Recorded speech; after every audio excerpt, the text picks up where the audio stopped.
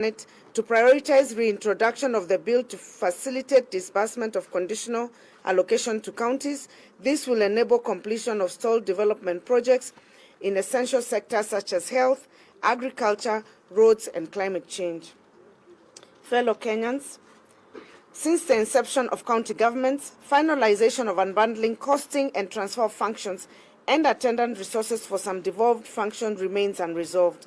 To bring this issue to finality, the Council has, in their meeting today, the Council held a consultative meeting with the Intergovernmental Relations Technical Committee on 4th October 2022, in which it was resolved that the COG and IGTRC will finalize the analysis of the unbundling and transfer of functions using the Big Bang approach, as was the case during the first phase of the transfer of functions spearheaded by the defunct Transitional Authority.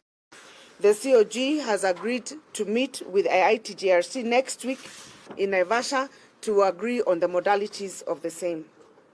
In June 2018, a resolution was passed by the summit to anchor the COG Secretariat in law. However, since then, the proposed amendments to the Intergovernmental Relations Act 2012 have never been considered by Parliament.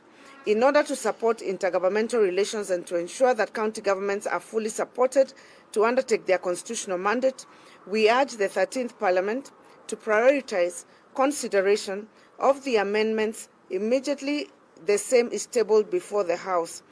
We further note that in the new government structure, the Ministry of Devolution is not part of the ministries, and as such, the modalities of funding to the Council of Governors will be affected. In light of this, we are requesting His Excellency, the President, to direct the National Treasury to grant the COG a vote for direct funding. The Council is aware of the directive from the Office of the Controller of Budget to the effect that no salaries will be paid outside the Unified Human Resource Information System. We note with concern that there are a number of casuals in the counties that are not in the payroll system and therefore risk not receiving their salaries for the pending and subsequent months.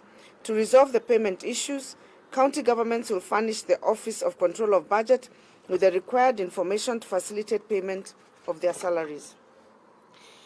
The Council has also today resolved that in line with the PPP Act, the Council nominees to the board should be gazetted with immediate effect to ensure that the concerns and interests of county governments are addressed during the PPP processes.